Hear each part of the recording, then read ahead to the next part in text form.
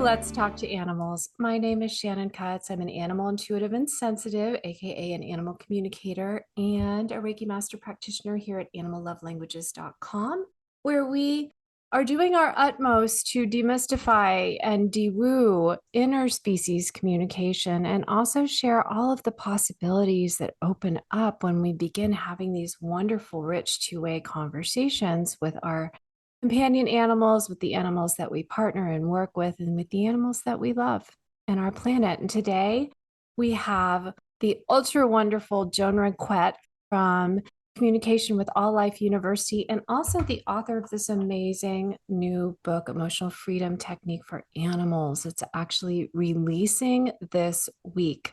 And so we're going to be talking specifically about EFT and emotional freedom technique. But first, I just want to give Joan a warm welcome back for your second guest appearance here on Let's Talk to Animals. Thank you so much for having me. You are a pioneer and a leader in the field that I so love and feel so lucky to be a part of. If you're listening or you're watching and you've landed somehow on Let's Talk to Animals, first of all, welcome. And second, if you have not listened to part one, I'll put the link in the show notes below, and you can listen to Joan's story of how she got her start as a communicator so many moons ago and how things have evolved for her. And we're meeting her here today during launch week for her brand new book, Emotional Freedom Technique for Animals. And we're going to be talking much more specifically. Yay, I know. I'm an author myself. My literary agent once said, you don't write a book because you want to write a book. You write a book because you need to write a book.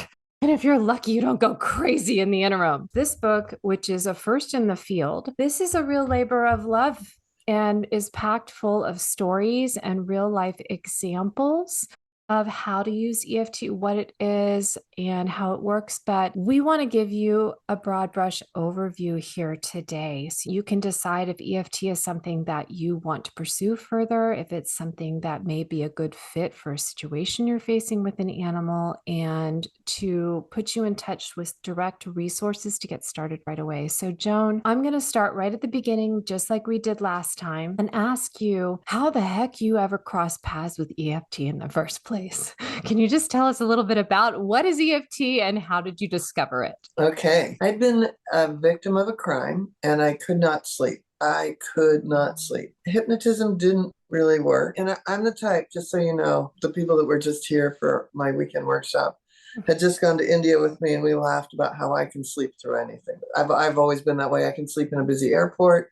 I can sleep. And so when I couldn't sleep, it really freaked me out. And and obviously it's not good for your health and all sorts of things. Absolutely. I heard about this from the hypnotist that it didn't work with. He said, I just got certified in this new technique called Emotional Freedom Technique. I'll just do it for free since the hypnotism didn't work. And so I went to his office and had the session, and I started sleeping, and I thought, okay, that is crazy great. And so at first I started thinking, and it was so dumb too, right? Like you're doing all this stuff and you don't know. And we'll get into that. Yeah. So I started thinking, if that could work that easily, what about all the people? And I wasn't even thinking about the animals yet, but what about all the people that either had a dog that was attacked or their dog was the attacker, right? The whole leash reactivity thing. Yeah.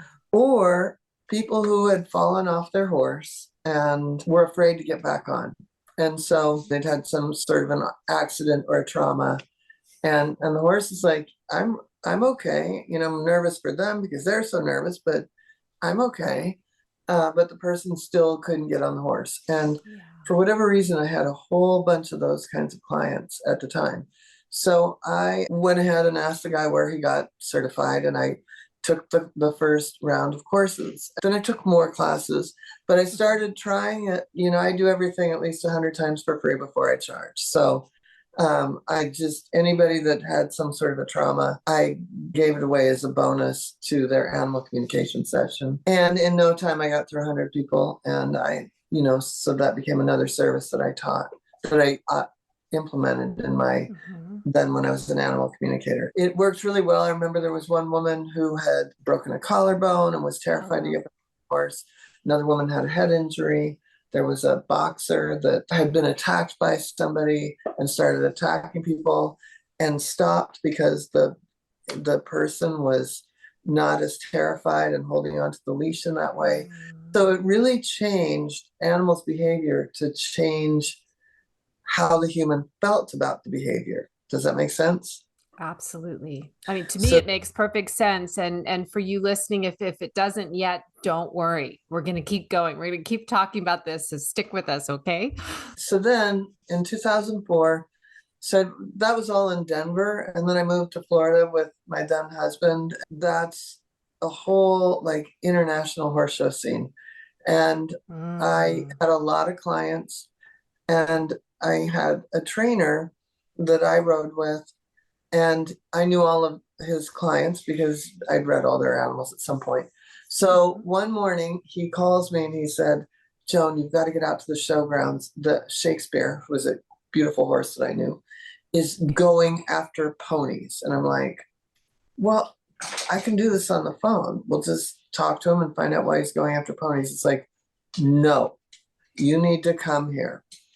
And Chris wasn't that kind of guy, right? Like he wasn't dramatic, pretty Capricorn, pretty like straightforward, pretty, we're going to get this done. So I ended up canceling all my clients that day or moving them around and drove out to the horse show. And I've never seen anything like it. I mean, this guy was the most elegant guy on the planet. And here he was. And if you've ever seen a horse lunge at you with just their jaw, it's got a pterodactyl feeling to it, right? It's scary. I watched him. He would jump the jump so that we were in a warm-up ring. And so there had been a million girls and ponies, but they were all terrified. And so a couple of girls came in ponies, and Shakespeare like literally went after the ponies. And Chris, who also I might add is possibly one of the most beautiful riders I've ever seen in my life, couldn't contain this horse. I had an idea that I was probably going to tap on him. So I said, I can talk to him, but let's do it. Let's find a place away from everybody because we might want to try something weird that we don't want anyone watching. Right. And Chris loved anything I tried. So he was like, okay, let's go over here. So we found an empty barn aisle, and we certainly didn't want any ponies, right? So so I did the communication with Shakespeare, and what he shared was that it felt like he had been taken away from his mother when he was too young. And also in the communication, he shared that when he was weaned, he was put in a pasture with ponies, and he was small at the time, but the ponies picked on him. And he was just, he felt terrible. So he didn't even feel like he could defend himself. And even as he grew, he didn't know how big he was, right? He was just being attacked by these ponies. So he just really grew to hate ponies, and he really hadn't seen them other than at this horse show.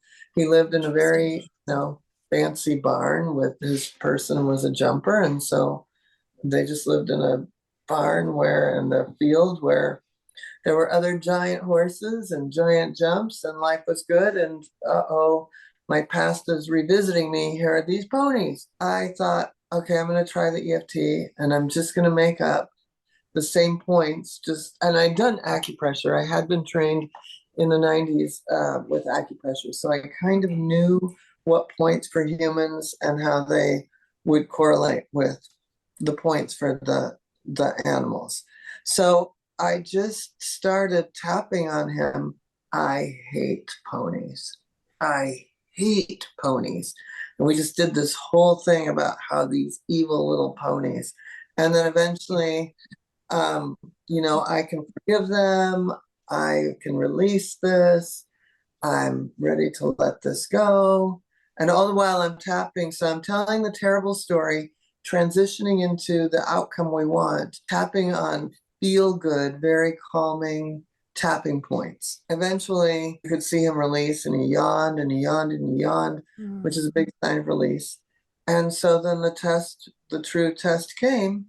We took him back into the warm-up arena, and he was eyeballing like the whites of his eyes. He was looking at the ponies all around, but he wasn't going after them. And so we took that as a huge win.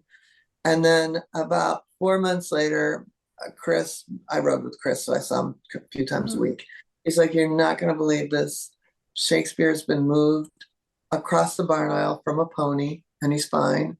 And then in the end, Shakespeare was retired in a paddock, a pasture next to a pony, and they were seen grooming each other.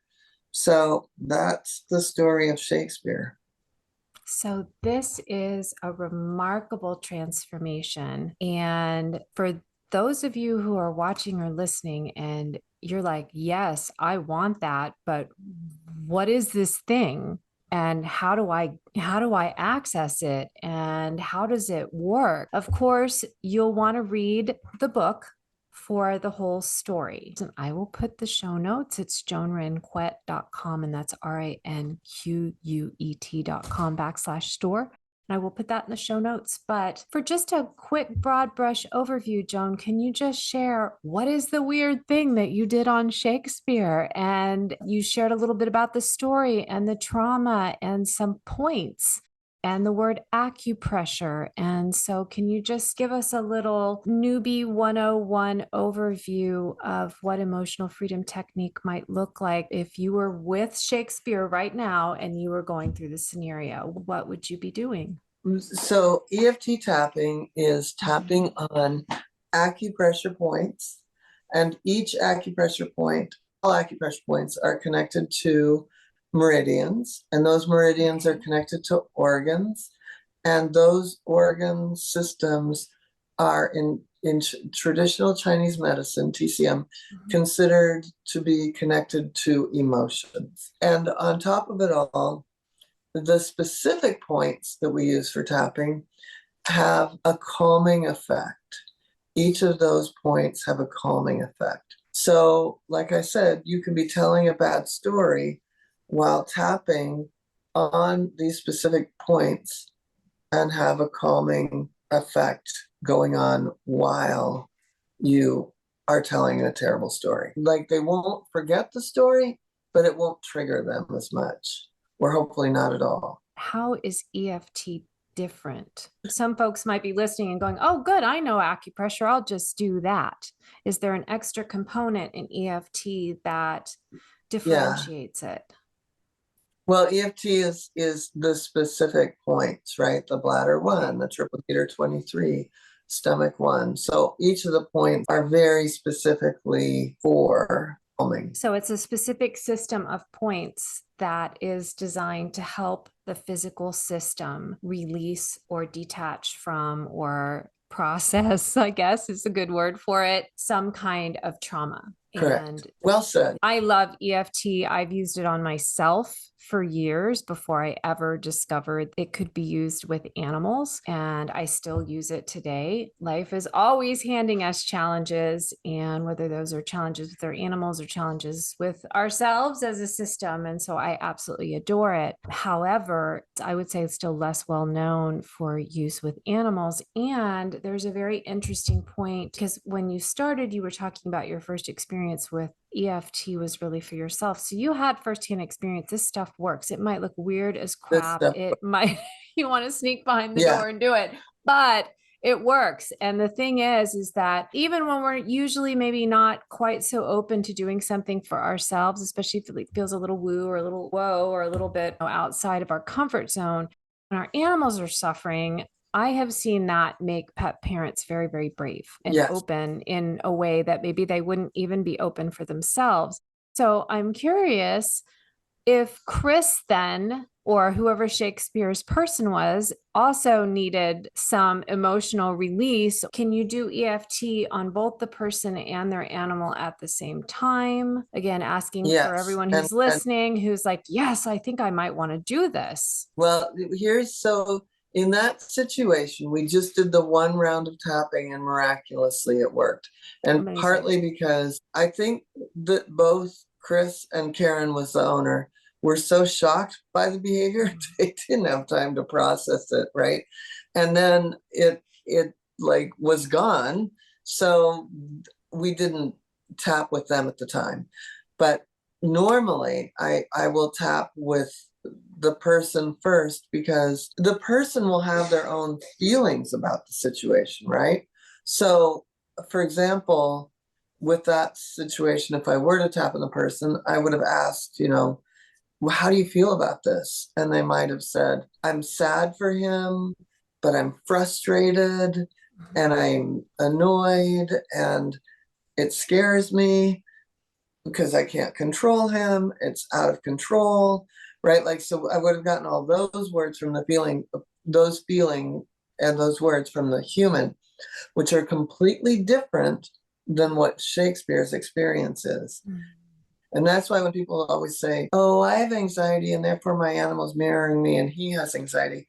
No, he has anxiety for his own reasons. And so we have to break those apart. We might be enmeshed, but the minute we start to break them apart, one or the other can have an anxiety moment, but it's not like some bad biofeedback loop, right? Right. It is simply this person is experiencing this. So in this case, Chris or Karen may have been frustrated, scared, sad. Yeah, sad for the horse. And the horse was experiencing fear. I'm going to get them back. Those stupid ponies, sort of thing. So Yeah. that sort of those feelings are very different than what Chris and Karen would have been feeling. But like I said, in that particular instance, it only happened the one time, and it was so terrifying and shocking that I think, they somehow were able to forget it the minute it was happening because it changed so quickly. But most situations, like a leash reactive dog or a cat that's peeing in the house, are situations that come up repeatedly. And so if you think of like when I walk down a trail, that trail has a little dip in the dirt, right? Like, because it's been walked on a lot, it's a well trodden path. Well, often the patterns we get into with our animals are a well trodden path, meaning here my dog does this and then I do this, right? Like when my dog gets reactive, I get angry or I get frustrated or I get. So now we're locked into a pattern. So sometimes it takes more than one magical tapping session to break open that pattern because the pattern can have a lot of pentacles and other things. Like maybe I had the perfect dog before this dog that did this. And so there's also grief. It's just investigating and breaking it apart and looking at it, helping the person see. So I'll tap with the person because they'll see how much they're feeding into it. And sometimes that's enough because they also go, oh, I want to be the leader out there on the street. I don't want to be the victim of my dog. I want to show my dog he's safe. So often the person will step into kind of a new role with their animal, if you will. It is a magical transformation indeed, especially because speaking as a pet parent now, not as an animal communicator, it's very easy to take a look at our animals' issues or challenges or feedback loop behavior patterns and forget that we do have a relationship and that we have our own thoughts and we have our own feelings and we may be unconsciously facilitating the very thing that we're trying so hard Yes, not to do. to transform or to change or to stop. And it can be particularly difficult when, as an animal guardian, to stop and realize, oh my gosh, maybe it isn't some kind of straight, simple mirroring thing, but we're keeping company together. And I know when I'm around anxious people, I tend to get more anxious, even if I'm not aware of their anxiety. And so it's about being aware of myself. It's like I can't control what's going on with them, but I can control. Right. I have a lot of control over my own inner state. And I feel like that's not just the simple experience of being able to put the story into words and being heard by the EFT practitioner, just having another human to talk to and just share the story, but also being given a practical tool that can help right away. Now, in your story with Shakespeare, it sounds like you were tapping on Shakespeare, and perhaps that's because you had a pre-existing relationship with him. It also sounded like really, I mean, a perfect storm, yes, but also a perfect situation in that Chris had a relationship with you and he was open to animal communication and he was able to call you right away and resolve the issue really quickly. What if we're dealing with like a reactive animal or maybe a rescued animal that is perceived as aggressive and there isn't the ability to tap on that animal? Because I don't want people listening or watching and thinking, well, that sounds great, but I could never tap on my animal, or I could never tap on this animal I'm fostering or working with. How does it work then?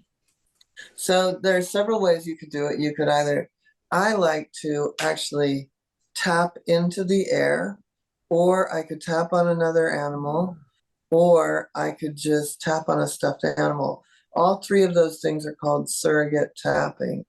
Okay. And either way, we have the intention set of I'm getting to that bladder 1 point. Oh, and that's good. So the intention is there that I'm going to transform the situation and that I'm going to calm this animal down.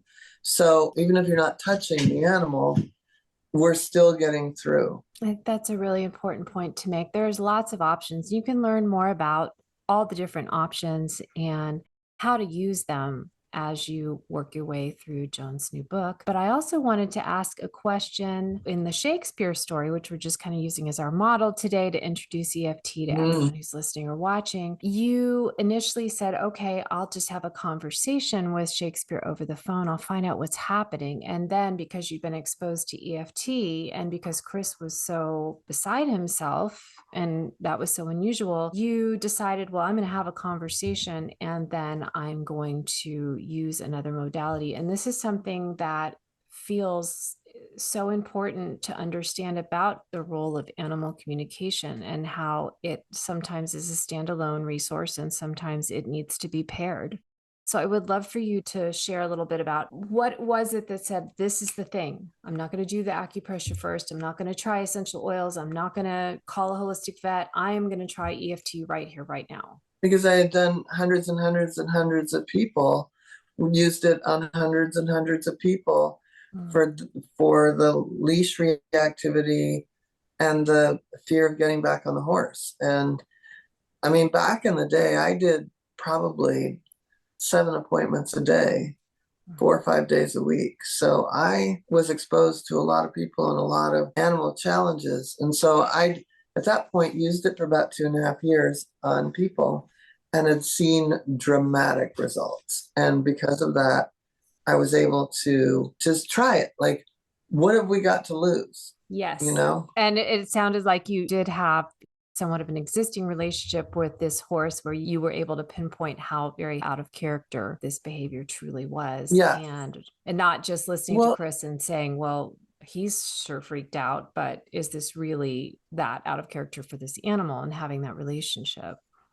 Well, I mean, and that goes, the way that I teach animal communication is really, you know, the first thing you do is you never jump into the, like, why the hell are you doing this? It's, you get a sense of who they are, their essence and their favorite things. So if this is a horse that loves to work, loves to jump, loves to show, loves his person, loves Chris, everybody does, loves, you know, so he's super passionate about everything he does. And then he has this aberrant behavior. Then this is extreme. And I'm going to, at that time, it felt like an extreme measure. I'm going to do something quickly. And isn't it brilliant that we have something that we can do quickly that doesn't involve medication or isolation or giving up? Yeah. And nobody's in trouble here. You get to feel how you feel. But if it's going to affect those around you, if it's going to threaten those around you, then we have to mitigate, bring down those feelings so that you're no longer a threat. You can still not like ponies, but in the end, I found out he was retired with one. So there. What I love the most, and there's a lot of things to love about this story, but what I love the most is something I've been increasingly encouraging my own students to play with, and definitely trying to stand in these shoes myself as often as possible, is let's just kind of forget about species for a moment and imagine that we all share the same responses, the same essential responses to things like trauma in our lives. This is what brought it up. I love what you just said about nobody's in trouble here. We're just having a moment. We're just having an experience, and we need the same basic things in order to not let these experiences, these moments of trauma, take over our identity and take over our relationships and take over our lives. And for animals, sometimes to end our lives. Yeah. Because, yeah, and you make a plea in the end of your book that I hope everyone who reads your book will take to heart about. Let's throw out the idea that there are any animals that are unadoptable, that are beyond rehabilitation. And again, just forgetting about, let's forget about species for a moment. There's all kinds of reasons to be interested in species. There's all kinds of reasons to remember species and advocate for different species. But in some cases, we're all more alike than different. If you were in those shoes or those hooves or those paws, you would very likely have the same reaction and need a lot of help too, and a lot of compassion and a lot of healing. If you're listening or you're watching, this isn't designed to be a how-to podcast. This is designed to be an overview, to give you an introduction, to offer you another opportunity to experience something new with your animal, and definitely an alternative to things like there's a place for anti-anxiety medications and antidepressants and things like that, and behavioral training. But this is something else. This is something I would venture to say maybe even deeper. And one thing I wanted to say also is that it's great to be an animal communicator and ask them how they feel. But the way that I've structured the kind of investigation sheets in the book, you don't have to be an animal communicator. And not only that, you can all of a sudden, just in asking these questions and answering as if you are your own animal, you're going to get insights into the whole thing in a way that would have never occurred to you before. And healing then starts right there, right? Because you're all of a sudden going, oh, he's beating up the other cat because then he can go outside. Not because he doesn't like the cat, not because he's an asshole. Oops, sorry. He's a jerk. We know all those words around here. I had a Okay. guest last week ask me, can we cuss on here? I was like, absolutely. Okay. Go Yeah, right ahead. And all right. yeah. So he's not, the cat isn't beating someone up because he's a jerk. He's not beating someone up because he doesn't like the other cat.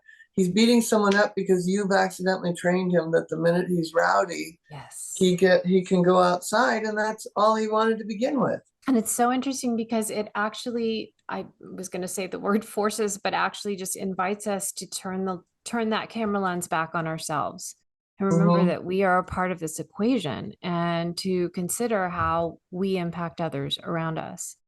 And it's so easy. We talked on the last show when you were on last time about anthropocentrism and trying to kind of break those lenses, break those glasses, and let's try on a new model of relationship and interdependence. And I can't find the right word, but shared That they have responsibility.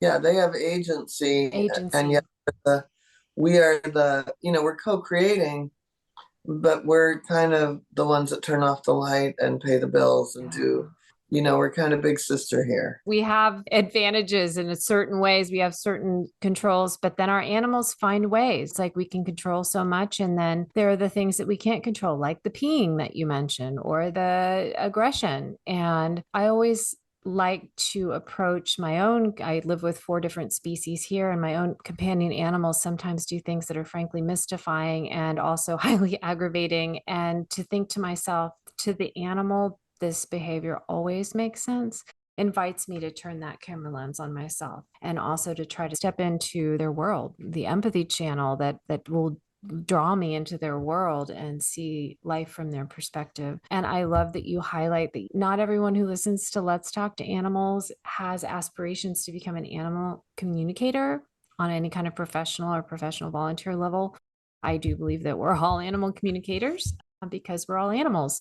And we do have those inbuilt pathways. And if they don't always show up, they certainly can in a crisis. And EFT is a great way to explore some of your own intuitive abilities and opportunities. And yet it's not required. It's its own standalone skill that you can develop. And it actually is a great thing to try on yourself. If you're not sure how your animal is going to react, if you're not sure you're ready to try it on your animal yet, start with yourself. If you can't find any recent trauma, think back to when you were in middle school. I'm sure you'll find something. Exactly. And you can try it on yourself first and check it out and just give it a test run. And if it works well for you, then you can give it a try on an animal that you have that you care about that is struggling with something and see how it goes. So, Joan, before we conclude today, of course, I'll put all the notes in the show notes about how to find your book, how to reach out to your team. But I have a couple of closing questions. One, if someone wanted to hire you or hire one of your teachers to do EFT to help them through it, because I know for me, even if I think I could do it myself, I often really enjoy hiring someone to do it with me the first time, so I get a sense of how the whole thing works together. It's really a great way to do it. I mean, that's probably the best. So if you were to write to assist@joanranquet.com and asked about that, if I have time, I'm happy to do it. If I'm out of the price point, I also have students that need case studies. Excellent. And then in between, like there's some graduates that charge less than me but do charge. So, just depending on the need and the budget, we can help you. You'll make it happen one way or another. Now, how about for those who may want to add EFT to their own toolkit? How would you direct them in terms of actually studying or maybe getting certified? So then they would want to call my Shannon. I have my own Shannon. I know you do. And so you would write to info@joanranquet.com. Even if you wrote to assist, they would direct you to that. And we do have we're going to have a virtual day at the end of July, online all day on a Saturday. I will be in Boston, for those that'll be in Boston, in September, teaching at Circles of Wisdom for a day. And then we've got courses, online every Thursday, twice a year. We start that energy healing for animals. And so there's all kinds of ways. And eventually there will be all kinds of bookstores around the country that I'll be popping into.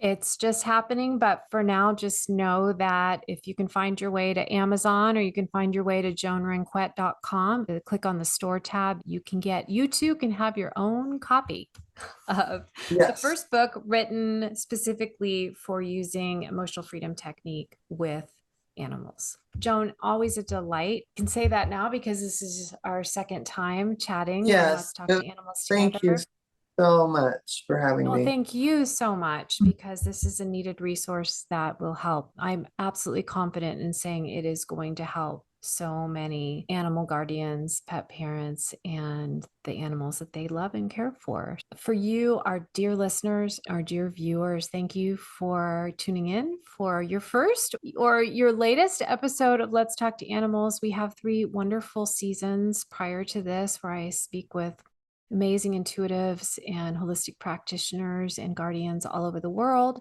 So you can get a sense of just how widespread this interspecies consciousness evolution is becoming. And isn't it a wonderful, wonderful, exciting time that we live in?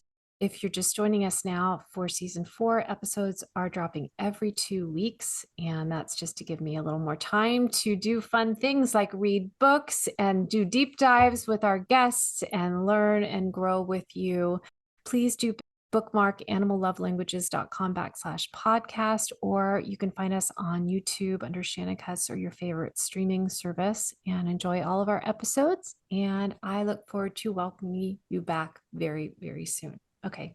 All of our love. Bye for now. Thank you.